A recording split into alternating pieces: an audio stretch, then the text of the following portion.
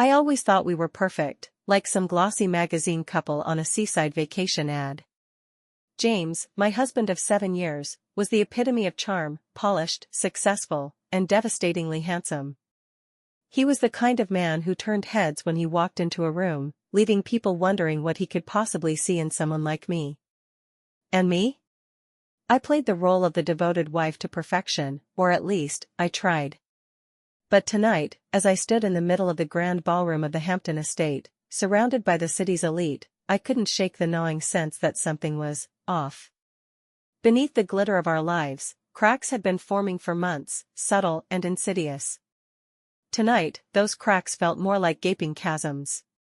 I sipped my champagne and watched James from across the room. He was laughing too loudly, standing too close to her. Her. Sylvia Martin, the new VP at his firm. She was everything I wasn't, bold, glamorous, and completely unbothered by societal expectations. Her platinum blonde hair gleamed under the chandelier light, cascading over her bare shoulders, and her slinky black dress clung to her in a way that seemed almost illegal. She was magnetic, and she knew it. "Are you just going to stand here and watch him?" My best friend, Camille, sidled up to me with her usual bluntness. Her crimson lips curved into a knowing half-smile, and the sharp edges of her sequined emerald dress caught the light like tiny blades. "He's just talking to her," I said, my voice more defensive than I intended. Camille arched an eyebrow, one perfectly sculpted brow rising as if to say, "You don't believe it any more than I do." "Talking?" She tilted her champagne flute in Sylvia's direction. "Darling, the way she's leaning into him, she might as well be whispering her room number. And look at her laugh, no one's that amused by spreadsheets." I bit my lip, hating how easily her words found their mark. Sylvia threw her head back in exaggerated laughter, her manicured hand grazing James' forearm. He didn't move away. "Stop it," I muttered, my voice barely audible over the din of the party. "Stop what?" Camille asked innocently. "Pointing out the obvious?" "Anna, I know you're too smart to play the clueless wife, so let me ask, are you just going to stand here and let it happen?" My stomach churned. Camille had a way of cutting through the pleasantries and getting straight to the ugly truths. "It's probably nothing," I said, trying to convince myself more than her. "If you say so." Camille shrugged, but the skepticism in her voice was as sharp as the heel of her stiletto. She tilted her glass toward me in mock salute. "But don't say I didn't warn you," when she's slipping out the back door with him. The thought made my skin crawl, but I couldn't let her see that. I plastered on a brittle smile and turned away, heading for the bar. The bartender, a man with a disarming grin and a tattoo peeking out from under his sleeve, handed me a fresh glass without waiting for me to ask. "Looks like you needed this," he said with a wink. I forced a laugh, trying to ignore the tightness in my chest. But as I took the first sip, I felt a hand on my shoulder. Turning, I found myself face to face with Adam Winters. Adam. He'd been James' college roommate and best man at our wedding, a constant fixture in our lives. Though we'd always been friendly, his presence tonight felt different. The air seemed to thrum with a tension I couldn't quite place. "Anna," he said, his voice low and warm, "you look stunning tonight." "Thank you." I tried to keep my tone light, but the compliment sent a flush to my cheeks. Adam had always been the type to say the right thing, but tonight his words carried a weight that made me uneasy. His gaze lingered on me, intense and searching. "You deserve someone who notices," he said softly, his meaning unmistakable. My heart thudded in my chest, and for a moment, I forgot about James and Sylvia. From across the room, James glanced in my direction, his smile faltering when he saw Adam and me. "You okay?" Adam asked, his voice laced with concern. I hesitated, caught between the urge to pour out everything and the need to keep my composure. "I'm fine," I lied. Adam didn't look convinced. "If you ever need to talk, you know where to find me." He squeezed my shoulder lightly before disappearing into the crowd. The realization didn't come all at once, it crept in like a shadow, unnoticed at first but growing darker and more distinct with each passing day. Looking back, I could see all the signs of James' betrayal, small and subtle at first, each one easy to dismiss. But tonight, with Sylvia's laughter echoing in my ears and the champagne buzzing faintly in my bloodstream, those moments resurfaced like ghosts. It started 3 months ago, on a rainy Thursday night. I'd made lasagna, his favorite, and waited for him to come home. James was meticulous about routines, the type who always called if he was running late, but that night, hours passed, without a word. I'd been halfway through my 3rd glass of wine when the door finally creaked open, and he stepped inside, drenched and smelling faintly of whiskey. "Long day?" I asked, forcing my voice to sound casual. "Yeah. Sorry, Anna," he muttered, not meeting my eyes. He kissed my cheek distractedly, his lips cold and impersonal, and retreated upstairs, without another word. I wanted to follow him, to press for details, but something in his posture, a weariness or maybe guilt, stopped me. Instead, I sat at the table, picking at the now-cold lasagna and trying to convince myself it was just a one-off. But it wasn't. A week later, I woke up to the faint murmur of his voice. The clock on my nightstand glowed 2:13 a.m., and the bed beside me was empty. I padded downstairs, the hardwood cool against my feet, and found him in the kitchen. He was leaning against the counter, his back to me, speaking in low, hurried tones into his phone. "I can't talk about this right now," he said, his voice tight. I froze, a knot forming in my stomach.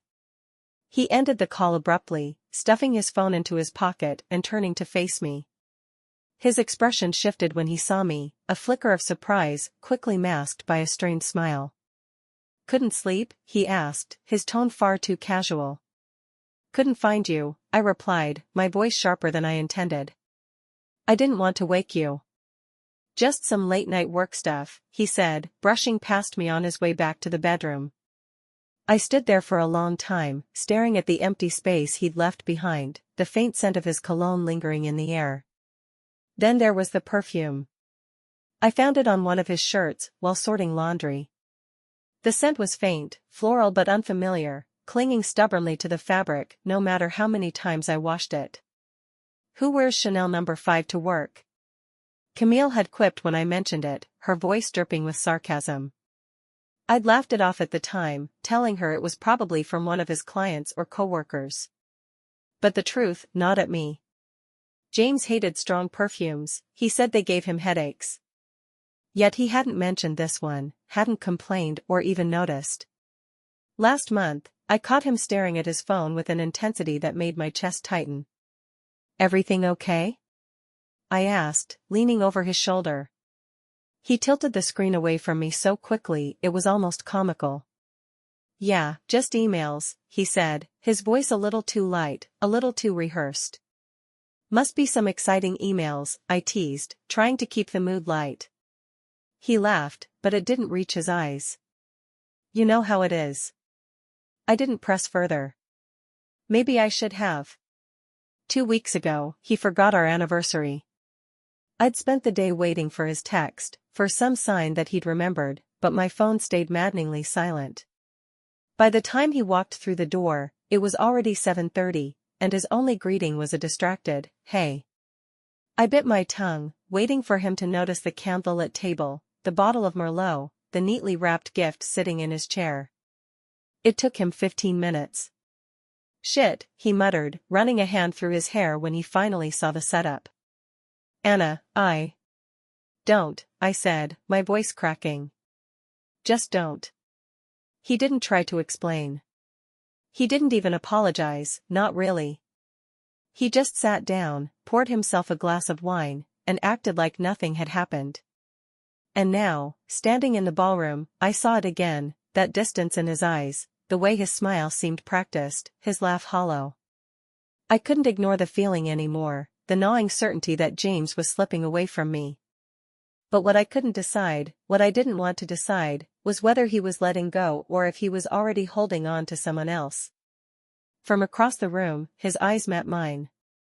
For a brief moment, his smile faltered, the mask slipping just enough for me to see the truth he was hiding. Then Sylvia touched his arm, and he turned back to her, laughing again.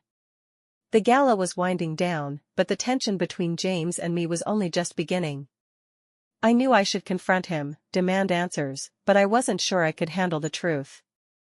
What if Camille was right? What if I was just the clueless wife, clinging to the edges of a marriage already slipping through my fingers?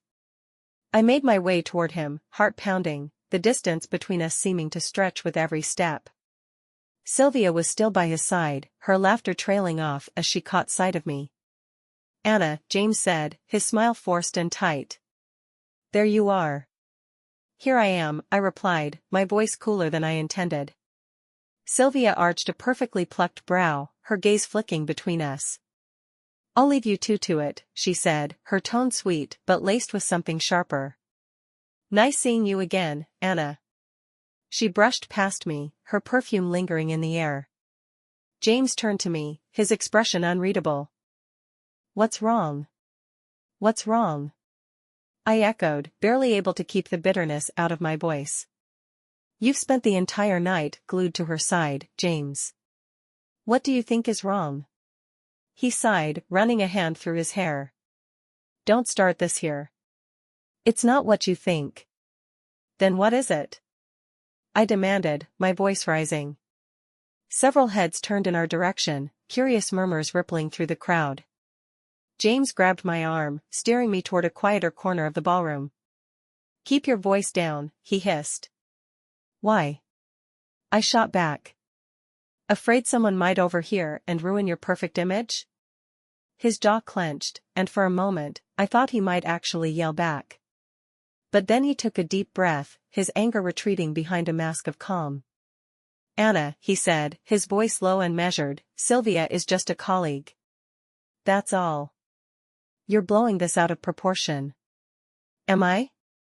I asked, crossing my arms. "Because it feels like I'm finally seeing things clearly." He shook his head, exasperated. "We're not doing this right now." "Then when?" I demanded. "Because it feels like you're avoiding me at every turn. I don't even know who you are anymore, James." His eyes softened slightly, guilt flickering across his face. But before he could respond, a voice interrupted us. "Everything okay here?" I turned to see Adam standing a few feet away, his hands shoved into the pockets of his tuxedo jacket. His gaze lingered on me, concern etched into his features. James stiffened, his expression darkening. "This doesn't concern you, Adam." "Maybe it does," Adam replied evenly, his gaze never leaving mine. "You looked upset, Anna. I just wanted to make sure you're all right." "I'm fine," I said quickly, though my voice betrayed me. Adam frowned but didn't push further. He gave James a long, measured look before stepping back. "If you need anything, you know where to find me." He walked away, leaving James and me in charged silence. We left the gala shortly after, the drive home filled with an unbearable quiet. James kept his eyes on the road, his hands gripping the wheel tightly. I stared out the window, my mind racing. By the time we pulled into the driveway, the tension was suffocating. "Do you want to talk now?" I asked as we stepped into the house, my voice heavy with sarcasm. James sighed, tossing his keys onto the table. "Anna, I'm tired. Can we just?" "No," I cut him off, my voice trembling with frustration. "We can't just. Not anymore." He turned to face me, his expression a mix of exhaustion and irritation. "What do you want from me, Anna? To grovel?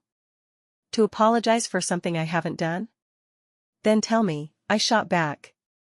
"Explain the late nights, the phone calls, the perfume on your shirts. Tell me why you spend more time with Sylvia than you do with me." His silence was deafening. "I knew it," I whispered, my heart sinking. "Anna," his voice was soft now, almost pleading. "I didn't want to hear it." I turned and walked upstairs, slamming the bedroom door behind me. Sleep didn't come that night. I lay awake, replaying every moment, every sign I'd ignored or excused. When I finally sat up, the first rays of dawn were breaking through the curtains. James' phone sat on the nightstand, its screen dark. He was still downstairs, the faint hum of the television drifting up from the living room. I stared at the phone, my hands trembling. I shouldn't. But I did. The screen lit up, and the first thing I saw was a text message from Sylvia. Last night was perfect. Let's do it again soon. XO. The room spun as I stared at the words on James' phone. Last night was perfect. Let's do it again soon. XO. My chest tightened, and I felt as though I couldn't breathe. The words repeated in my mind, each syllable another stab to my heart. My hand shook as I set the phone back on the nightstand, the screen darkening, leaving me alone with the crushing silence of my thoughts. It wasn't just a suspicion anymore. It wasn't paranoia or jealousy. It was real. Sylvia wasn't just some flirtatious colleague, she was more. The faint sound of the television downstairs broke me out of my stupor. I swung my legs over the edge of the bed and stood, my resolve hardening with each step I took toward the door. James was sprawled on the couch, the glow of the early morning news flickering across his face. His tie was loose, his shirt wrinkled, and a half-empty glass of whiskey sat on the coffee table in front of him. Couldn't sleep? He asked without looking up, his voice tinged with weariness. I stepped into the room, clutching the back of the armchair to steady myself. Sylvia texted you, I said flatly. James froze, his hand hovering over the glass. Slowly, he turned to look at me. What? I swallowed the lump in my throat, my voice rising. I saw it. On your phone. Last night was perfect. Let's do it again soon. The color drained from his face, but he quickly recovered, his jaw tightening. You went through my phone? Don't you dare turn this around on me. I shouted, my voice cracking. You've been lying to me, James. For how long? Weeks? Months? He stood, towering over me, his hands clenched into fists at his sides. It's not what you think. Then what is it? I demanded. What is Sylvia to you? James hesitated, his eyes darting away. She's just a friend. I laughed bitterly, the sound hollow. A friend who calls last night perfect? A friend who spends more time with you than your wife? A friend whose perfume clings to your clothes? She's been going through a tough time, he said weakly. I was just trying to help her. Help her? I spat, my anger boiling over. Do you think I'm an idiot, James? Do you think I don't see what's happening right in front of me?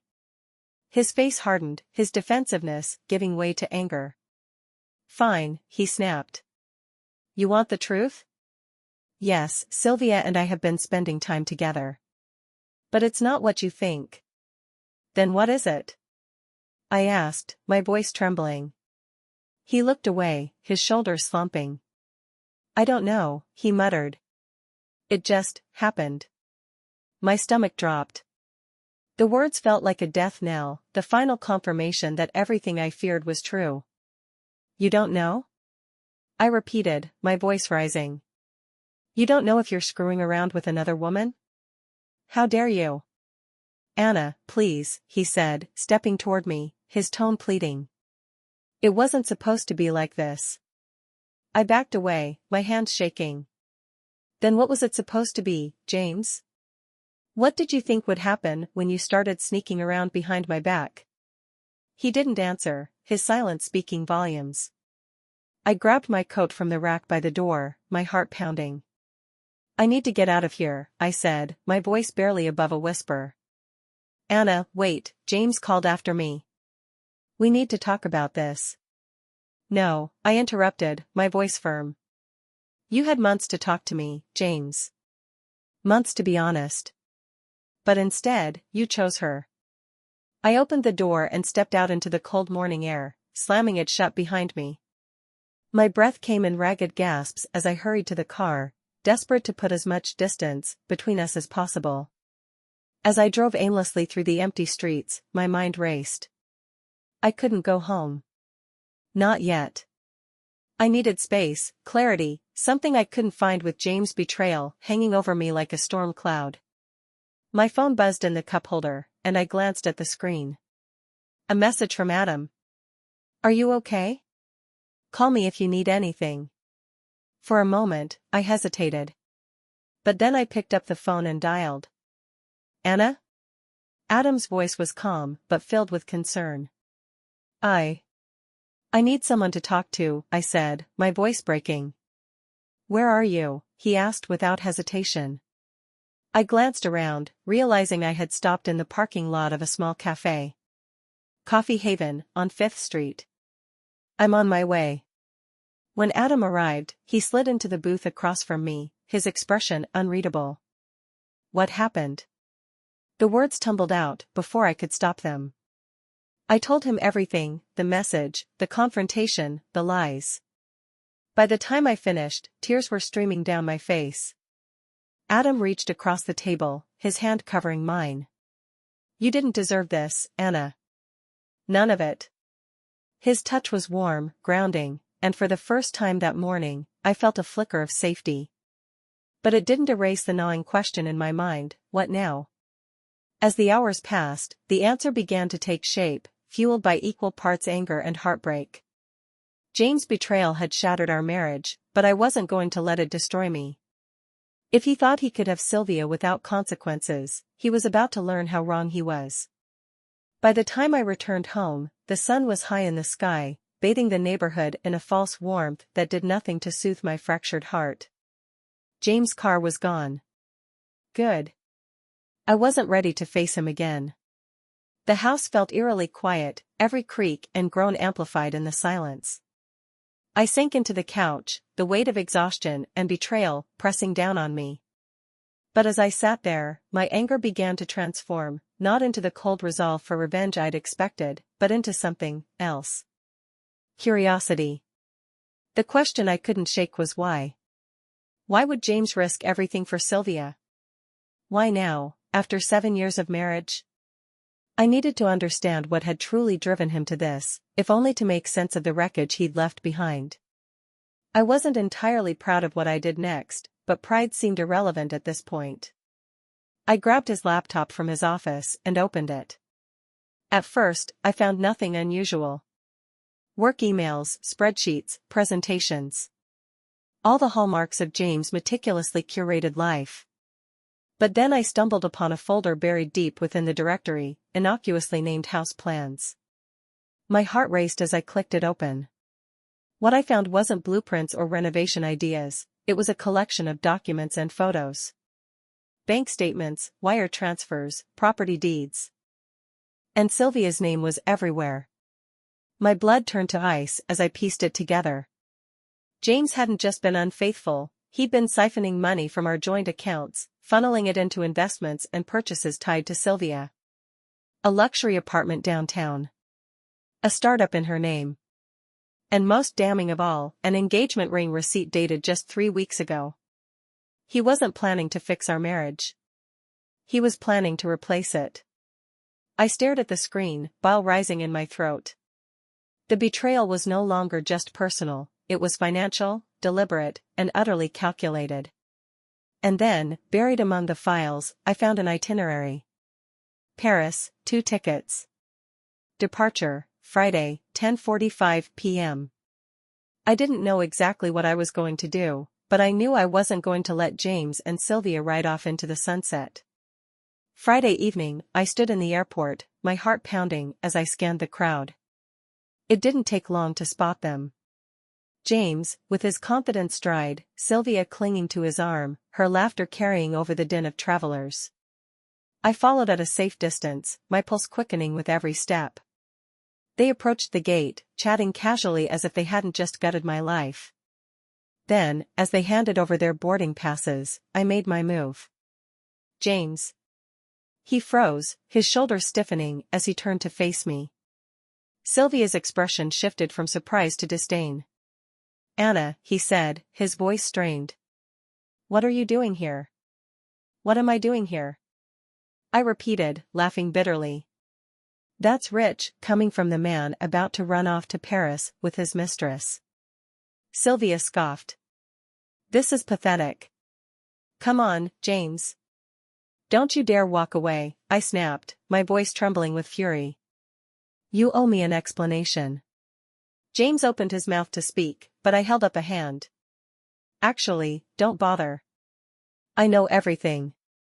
The money, the apartment, the ring. You weren't just cheating on me, you were building a whole new life behind my back. His face went pale, the color draining as he realized just how much I knew. I don't know what you're talking about, Sylvia said, but her voice wavered. Oh, I think you do, I said, stepping closer. And don't worry, the authorities will know soon too. Embezzlement isn't exactly something you can sweep under the rug. James grabbed my arm, his grip tight. Anna, we can fix this. Just come home, and we'll. No, I yanked my arm free. We're done, James. You can have her. But you're going to pay for what you've done to me. I turned on my heel, my head held high as I walked away, ignoring Sylvia's indignant protests and James' frantic attempts to call me back. The fallout was swift. With the evidence I'd collected, it didn't take long to expose James' misdeeds. The funds he'd stolen from our accounts were frozen, his assets seized, and his reputation in ruins. As for me, I took solace in the chaos I'd left behind. I filed for divorce, ensuring he couldn't touch another dime of what was rightfully mine. But the real victory wasn't financial. It was the freedom I felt, the weight lifting as I finally walked away from a man who had betrayed me in every way imaginable. In the months that followed, I rebuilt my life, piece by piece. I found strength in the support of friends like Camille and Adam, whose kindness and unwavering loyalty helped me heal. And one evening, as the sun set over the city, I found myself sitting across from Adam at a small cafe, laughter bubbling between us. For the first time in a long time, I felt something I thought I'd lost forever, hope. Months passed, and with every day that separated me from James, I felt lighter. It wasn't just the relief of being free from his lies and deceit. It was the realization that I'd spent years dimming my own light for a man who never truly deserved me. The divorce was finalized quicker than I expected, thanks to the overwhelming evidence I had on him. He didn't fight me on the settlement, he couldn't. The frozen accounts, the cancelled Paris trip, and the ensuing scandal at his workplace had left him with little room to maneuver. As I signed the final papers, there was no sadness, no nostalgia. Just a calm satisfaction that this chapter of my life was over. A few weeks later, I received an invitation in the mail. It was from Sylvia. It wasn't a formal note, just a hastily scribbled letter on expensive stationery. Meet me at the rooftop bar of the Grand Meridian. We need to talk. For a moment, I considered throwing it away. What could Sylvia possibly have to say to me? But curiosity won out. Maybe I wanted closure, or maybe I just wanted to see her squirm.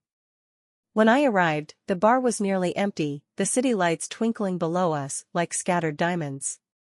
Sylvia sat at a corner table, nursing a martini. She looked less polished than usual, her makeup smudged, her hair slightly disheveled. Anna, she said as I approached, her voice quieter than I expected. Thanks for coming. I sat down across from her, my expression guarded. What do you want, Sylvia? She sighed, stirring her drink absently. To apologize, for one. Not that it'll mean much to you. You're right, I said bluntly. She gave a small, bitter laugh. Fair enough.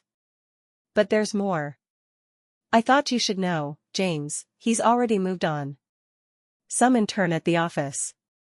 23, wide-eyed, and eager. The word stung, even though I'd sworn I was done caring.